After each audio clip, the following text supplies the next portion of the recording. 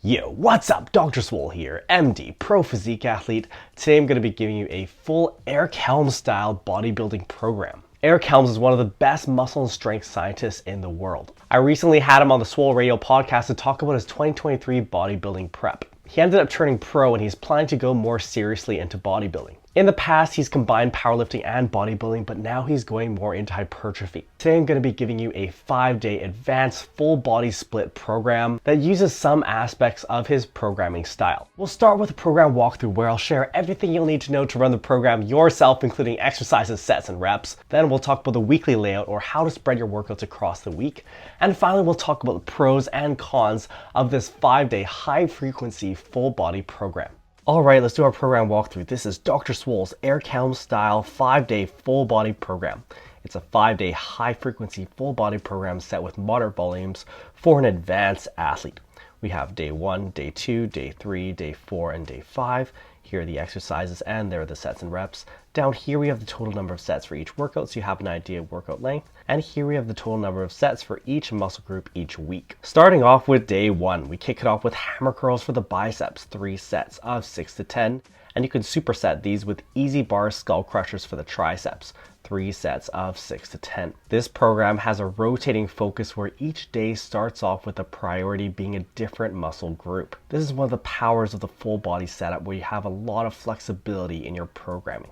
Eric Helms was previously focusing on back and shoulders, but now he's doing a bit more of a full body emphasis. Next we have dumbbell lateral raises for the side delts, 4 sets of 8 to 12.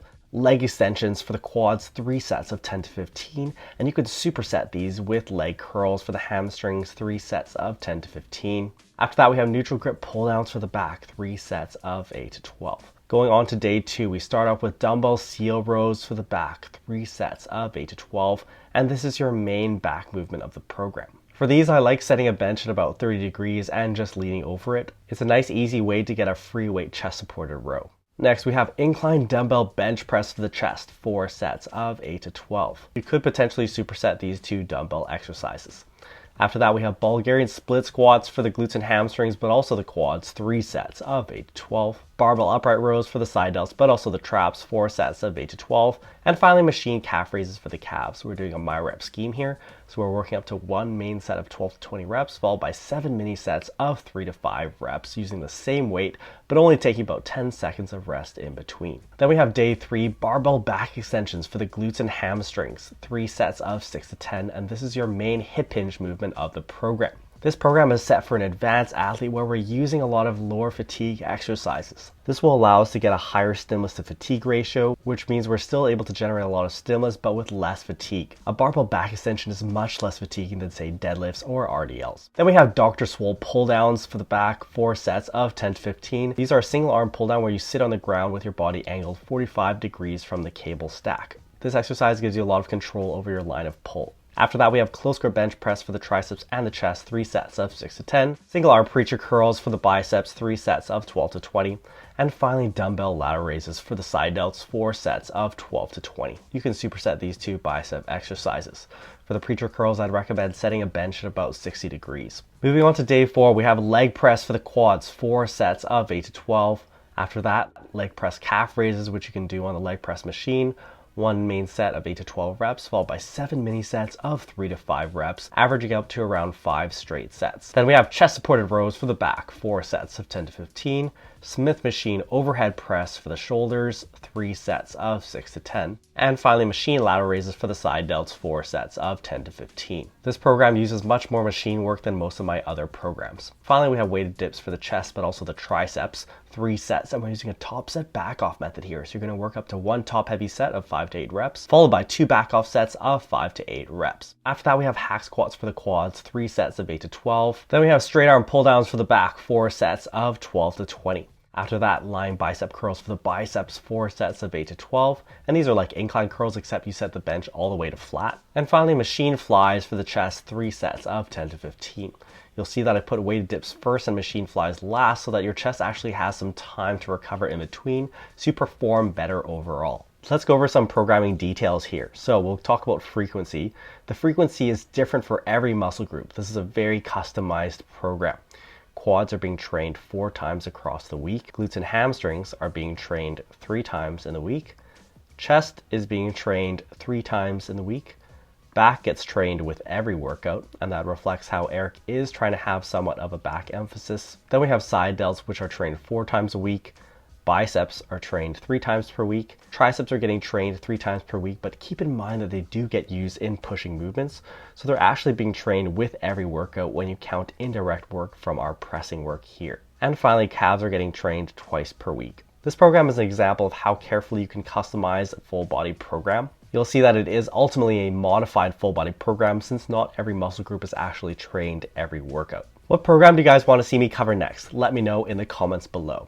Alright, let's talk about the weekly layout of the program. Here's the setup. We have day 1, day 2, rest, day 3, day 4, day 5, and rest. Setting up a high frequency full body program like this is somewhat tricky because you have a lot of moving parts. As you saw, each of the muscle groups had a different frequency, and we had a rotating emphasis of different muscle groups being prioritized on different days. You'll notice that I was very deliberate in laying out exercises so that we had good spacing between training the same muscle group. For example, chest got trained directly on these 3 days, and biceps got trained directly on these 3 days. In other words, you wouldn't want to have a scenario where all of, say, your bicep training was focused on a few days back to back. When you have some rest in between training the same muscle group, you're able to better focus on each of those workouts and perform better across all sets in aggregate. I will mention though that a pure bodybuilding program like this that focuses on a lot of machine work is a lot easier to program than one that involves a lot of powerlifting. This is because you can fairly easily place exercises back to back even if they are training the same muscle group. For example, our quads are being trained on these 4 days and you might be worried about them being back to back, but that's okay as long as you're auto-regulating. If you put a really big heavy movement like squat on day 1, it might be hard to train quads again the next day. Let's talk about the pros and cons of this Eric Helms-style full body program. This high frequency program gives you maximum customizability. And that's one of the big perks of using a high frequency full body setup.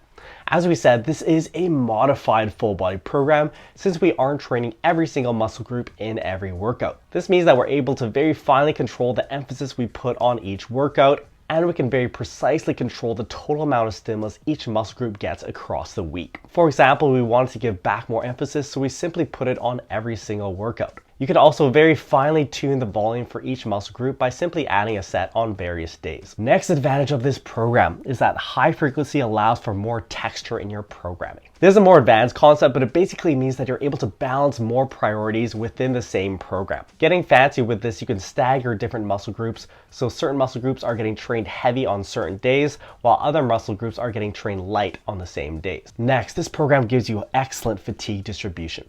And this is a big pro of the high frequency full body setup for advanced athletes. This is the reason why I'm currently using a high frequency full body setup 4 days per week. With a high frequency program, you don't have to have big heavy leg days. These tend to be very fatiguing.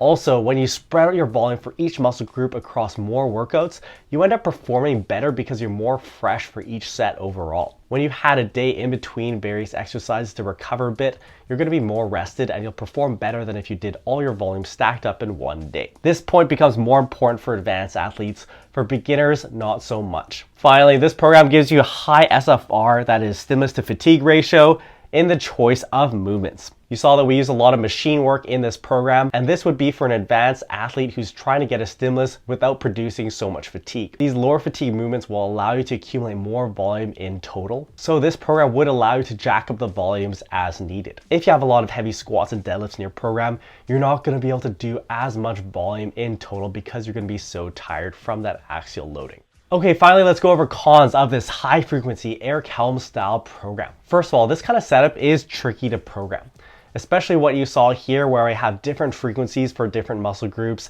and alternating emphasis of different muscle groups on different days. You do have to put quite a bit of planning in terms of where you're going to put emphasis and which exercises you're going to place on different days when you're relatively rested. For example, barbell back extensions were a priority movement for the glutes and hamstrings, so I put them on a day that was after a rest day so that you were rested going into them.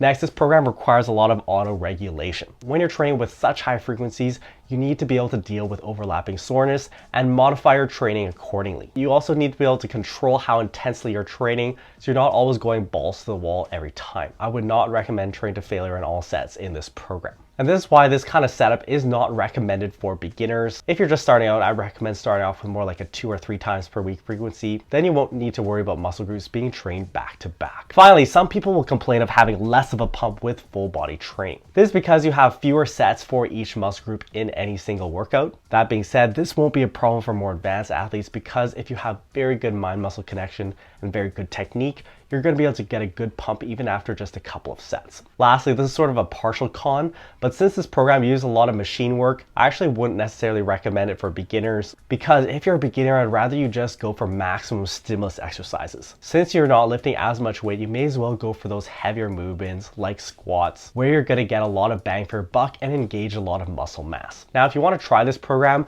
I'll be sharing it in my Facebook group, so find the link in the description below. Join the group and you can download the program for free. If you want to see another Eric Helms-style program, check out this video where I share a 5-day full body setup that uses a minimalistic power building strategy. We use minimal exposure to the main heavy lifts combined with traditional hypertrophy work to give you both strength and muscle growth potential. Subscribe to the channel to transform your physique and your life, and I will see you next time.